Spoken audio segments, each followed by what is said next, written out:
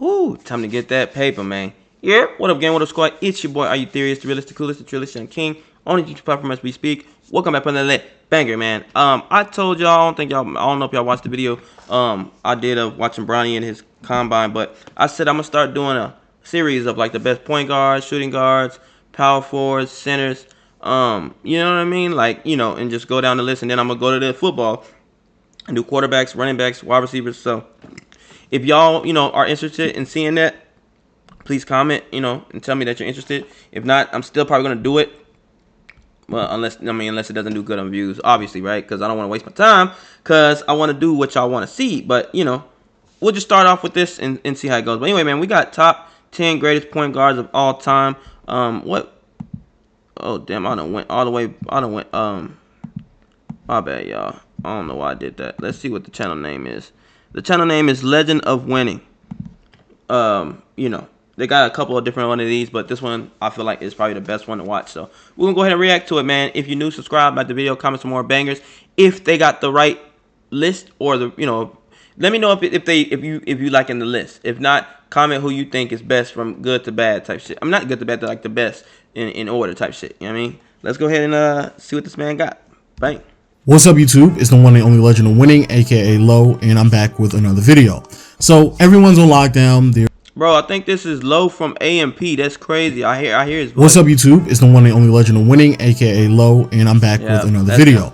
So everyone's on lockdown. There really isn't any sports at all. So I decided, why not give you all my top 10s lists for each position, and in between those videos bring back my evolution series, since there is a lot of people who consistently ask me about that series, since it's been a year from now since I've uploaded that video.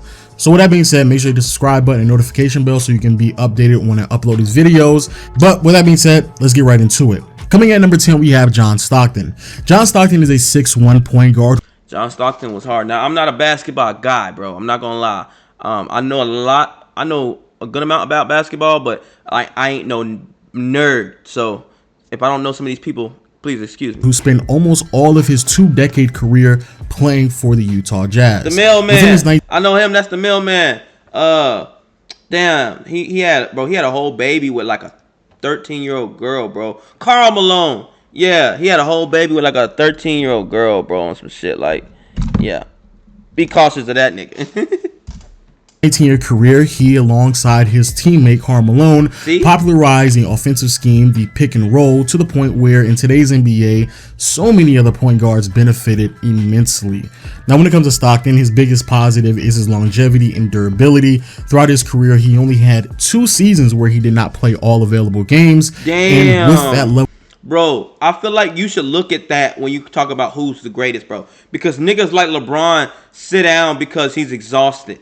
You feel me? When he just said he went only 2 seasons without playing the full season. Like, that's crazy. Level of durability has translated to over 1,500 regular season games and over 47,000 regular season minutes, which is just ridiculous. And that has led to a level of statistical dominance that has put Stockton at the top of the leaderboard when it comes to total assists and total steals by a fairly wide margin.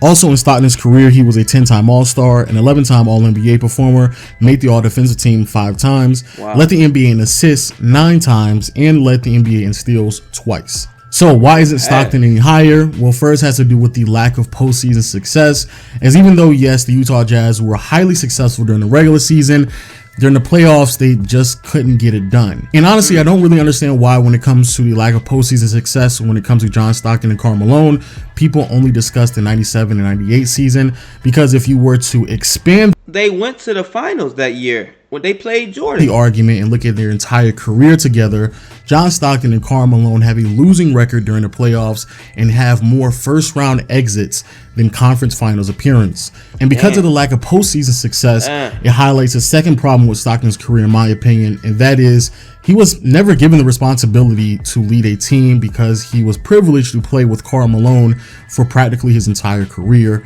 And with the lack of success, as well as never really receiving any strong considerations to be an MVP throughout his time in the league, it's really hard for me to look at Stockton in any higher light despite the outrageous numbers that really never translated to any major amount of winning. Coming in at number 9, we have Russell Westbrook. Now within this my nigga Russell Westbrook made the list. Shout out my dog, man. Who he playing for? Is he still in the league? I don't know. Shout out my nigga. 12 years in the NBA, Westbrook has displayed a level of athleticism that quite honestly has never been seen at the point guard position. And because of it, it has aided Westbrook to dominate the league and impact it in various ways, to the point where he has had 3 straight years of averaging a triple-double. Furthermore, despite Westbrook playing in the most talented era for point guards in NBA history, he is still highly accomplished. 9-time All-Star, 8 All-NBA selections, led the NBA in scoring twice, led the league in assists twice, and in 2017 he was named MVP. Now when it comes to the negatives, I don't really think there's that much of a surprise here. Westbrook is easily one of the least efficient volume scorers the NBA has offered in the past 40 years. When it comes to his amount of turnovers, it is ridiculous and completely unacceptable. And in his last 3 years in OKC, in an attempt to lead a franchise, he failed miserably in the first round. And quite honestly, it was fairly embarrassing when he lost to the Utah Jazz and the Portland Trailblazers. Coming in at number 8, I have Jason Kidd. Kidd is a 6'4" point guard who spent... Bro, I remember playing the NBA games when we was younger on GameCube, bro, and I didn't know nothing about no NBA person. All I know is shoot with Jason Kidd. Every time I would play my brother, I would choose the Nets and shoot with Jason Kidd and wet them bitches, bro. He would be crying and shit. 18 years in the NBA and was an astonishing passer and an elite level defender. Now, when it comes to Kidd, I believe the biggest positive in his career is that he provided the evidence that he was able to lead a team to the NBA Finals in the early 2000s with the New Jersey Nets, despite them really not having the talents to compete, even in a weaker Eastern Conference. Also, Jason Kidd was not only a phenomenal passer, but also a really good rebounder for his height and his position, which I think a lot of people should give him a bit more credit for, as he was able to impact the game Dallas Mavericks in more ways than your stereotypical point guard would be able to. But in my opinion, the most overlooked factor in Jason Kidd's career is how versatile he was as a player. Jason Kidd was far from a one-trick pony and could be extremely impactful and successful in various different environments. If you wanted him to stand at the top of the key, run pick and rolls, he could do that. If you wanted a fast-paced offense, he could do that as well. Damn, him and Steve Nash on the same side, that's crazy. If your team was more defensive-oriented, he also could do that. And if you needed him to be more of an off-guard, he excelled in that aspect as well, which in my opinion is a huge reason why he won in 2011, thanks to his versatility. And at the end of his career, Jason Kidd finished as a 10-time All-Star, a 6-time All-NBA performer, making the All-Defensive team 9 times, which is really impressive for a perimeter player, and also led the NBA in assists 5 different times. Now, when it comes to the negatives for Jason Kidd, he obviously struggled when it came down to scoring and shooting the basketball efficiently. So much so early on in his career, people just didn't respect his three-point shot whatsoever. And also, there are stretches in Jason Kidd's career where you have to question the lack of success. The most noteworthy ones being when Vince Carter joined the New Jersey Nets and they still weren't able to get over the hump and make it back to the NBA Finals, as the Eastern Conference got a bit... Stop asking research questions to ChatGPT. Come on, bro, we rolling. Its answers are not reliable. Tougher. Coming in at number 7, we have Steve Nash, and I don't know why people thought I wasn't going to have Nash on this list. Nevertheless, bro, Steve Nash is like fire, bro. Like, if you don't have Steve Nash on this list, you tweaking. That's crazy. He was just in the picture with Kidd. Steve Nash, 6'3" point guard who spent majority of his career bouncing back and forth between the Dallas Mavericks and the Phoenix Suns.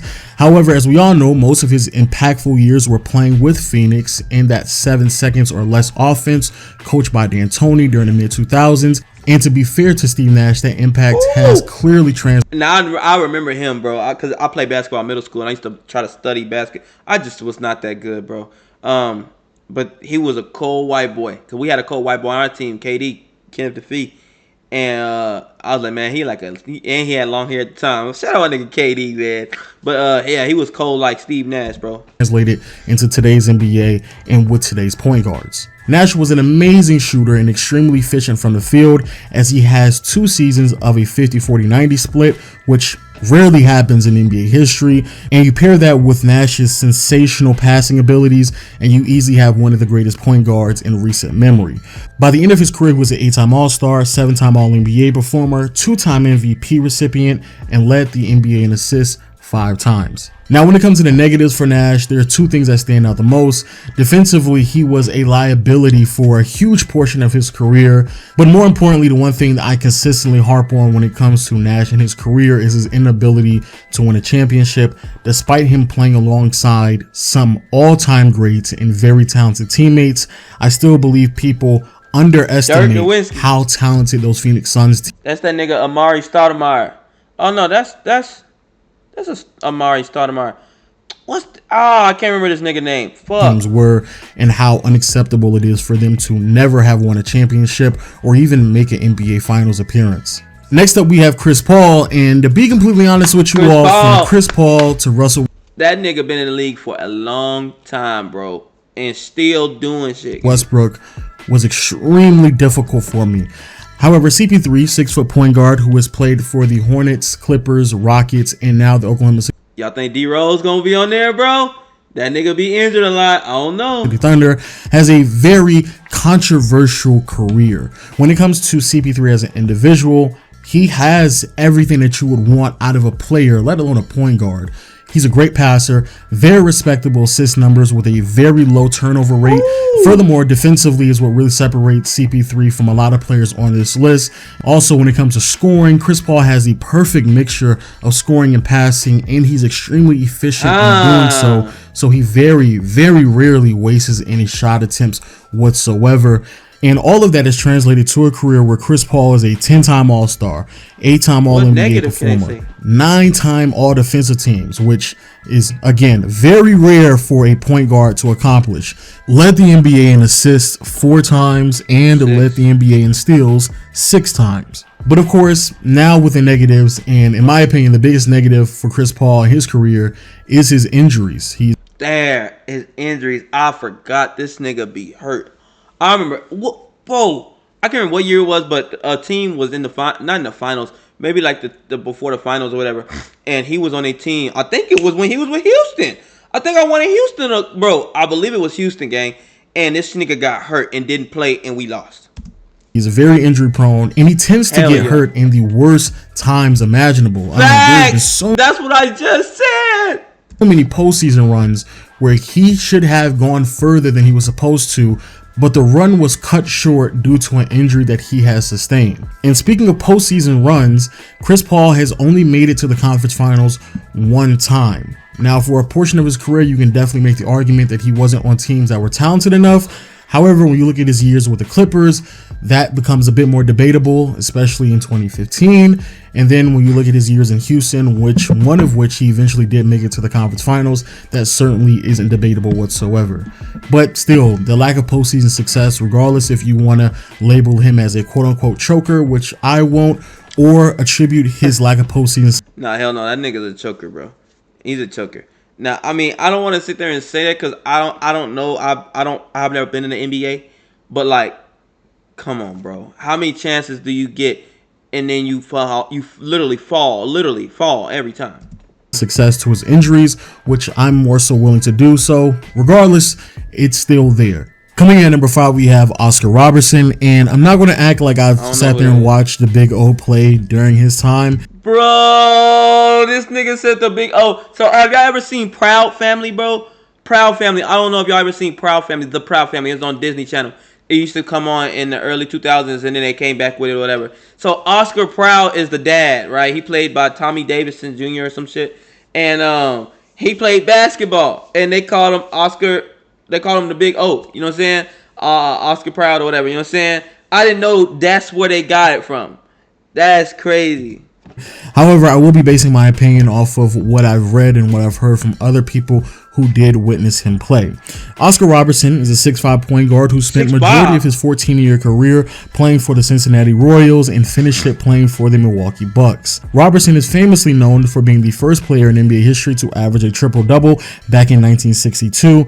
And if you were to look at his first 5 years in the NBA, he was very close to doing it again, to the point where if you were to average out those first 5 years, it would give you an average of a 30-point triple-double. Furthermore, you can make an argument that in many ways the Big O was a pioneer when it comes to scoring guards and proving that they can be impactful in the league, as Bob Cousy and Oscar Robertson were the only guards in NBA history up until the late 80s with Magic Johnson to win an MVP in the NBA.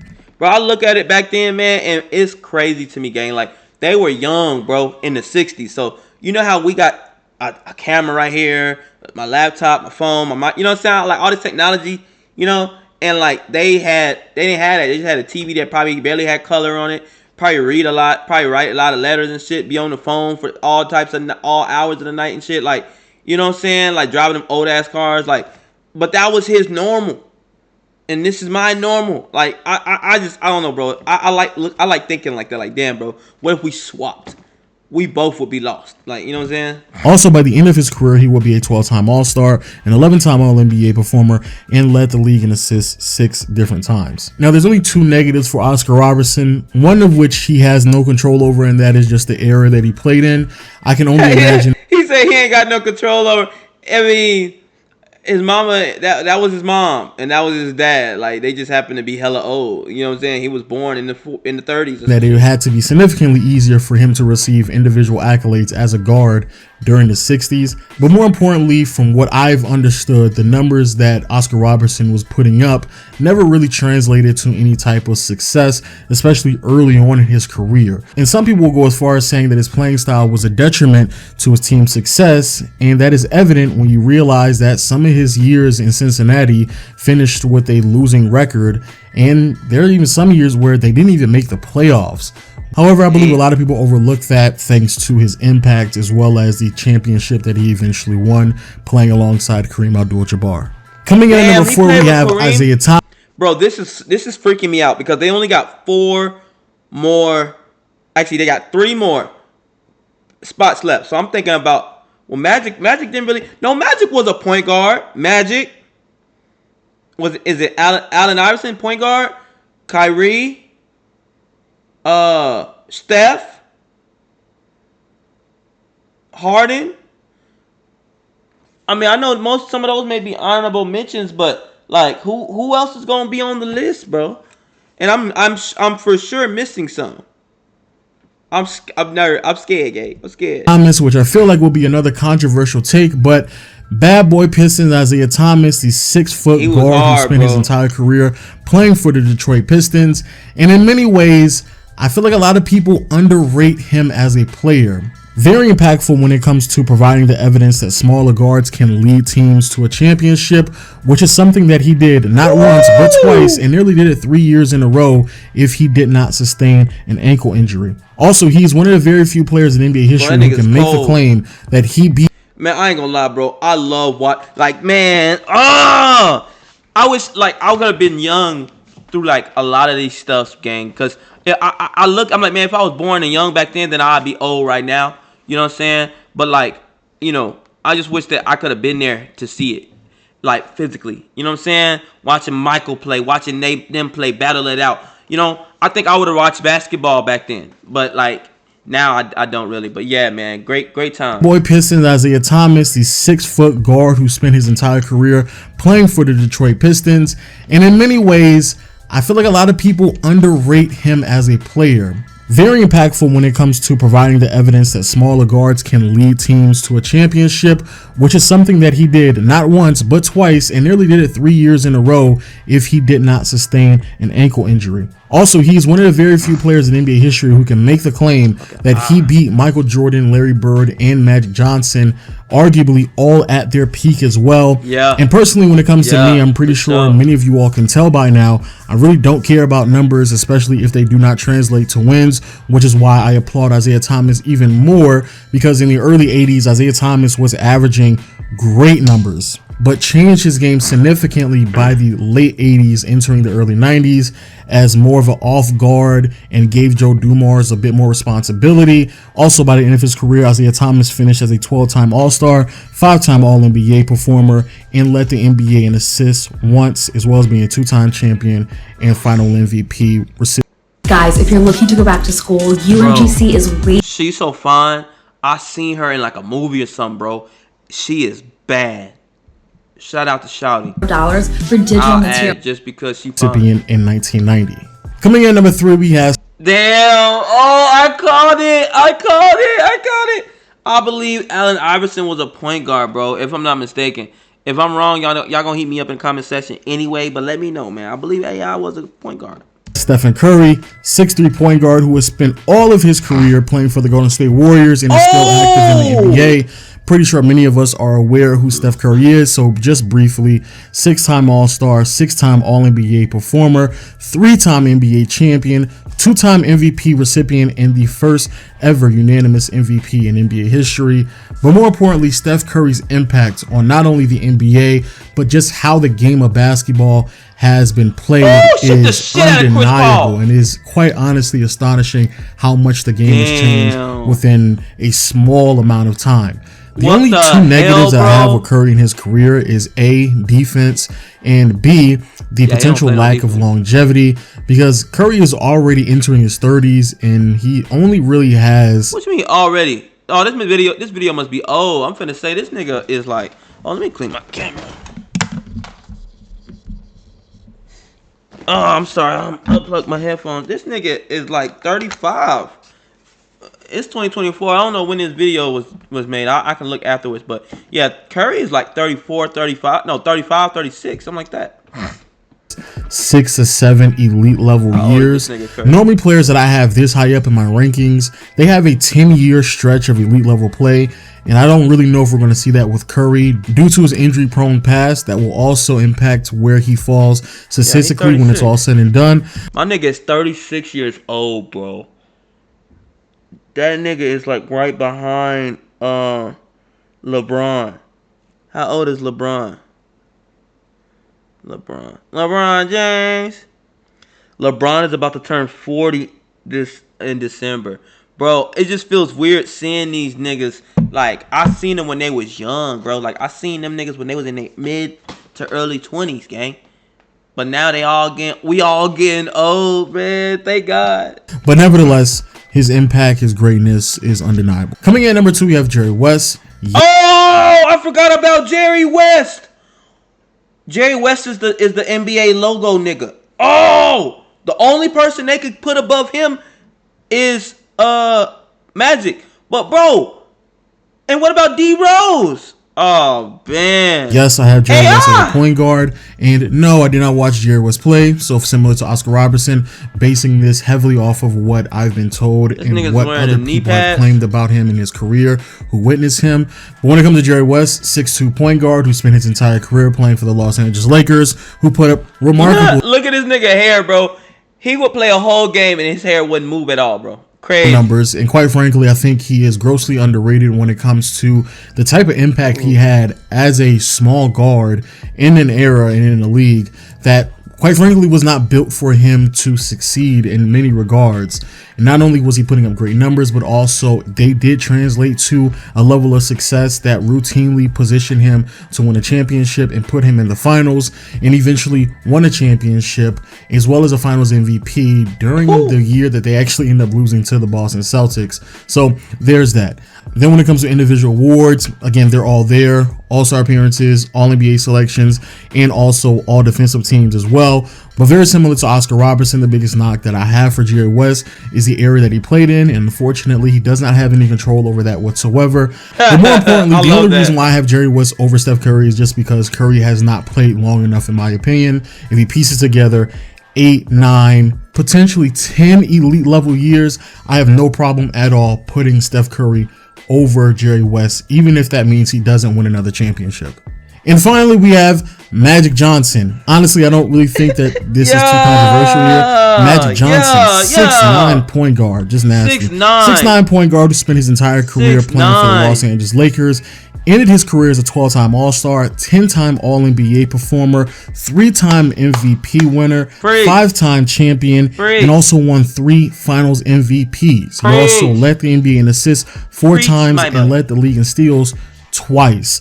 Magic Johnson undeniably is the most accomplished point guard in NBA history, and again, I don't think it's deniable.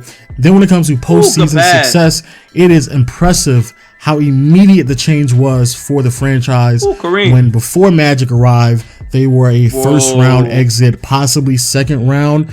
But as soon as he comes on the team, they immediately make the finals and win a championship. And then in his sophomore season, he gets hurt, not 100%. And they go right back to a first round exit team and still made the finals in 91. Look at Jordan. Even when Kareem Look was at no longer Jordan. on the Look at team, that when nigga it was more or less just Magic Johnson, James Worthy, and Byron Scott. Finally, that's my list. Please let me know what you think about it in the comment section below. But please don't forget, hit the subscribe button, almost at 200K. And notification bell for all my podcast listeners out there. Y'all know, Noti gang, gang, gang, gang, gang. And until next time, I'll see you all. Bro, I know that's this nigga that done that podcast with Agent Gang. I know it. Let me see. See? That is him. That's the podcast. Oh, we didn't tell these niggas to subscribe. We gotta do it again. My bad. Peer to peer. Especially the point is, man. I knew it. I called it. What's up, YouTube? It's the one and only legend. Yeah, I knew it was that. I'm like, but I know that nigga voice. Anyway, yeah, this was 4 years ago. So, if they was to do an up to date, whatchamacallit, I think Kyrie would be on there for sure. I don't know why he ain't put D Rose on there. I mean, I guess D Rose already. I don't know. Y'all comment down below what y'all think of that list. W or L, man. If it was an L, tell me why it was an L, man. I think it was fairly decent for the time. But I mean, like, I'm not a nerd, basketball nerd. Ain't nothing wrong with being a basketball nerd. I'm just saying, I'm not. So comment down below what y'all think of that list, man. Comment W or L. Like if you're new, subscribe, all that good stuff. And we gone.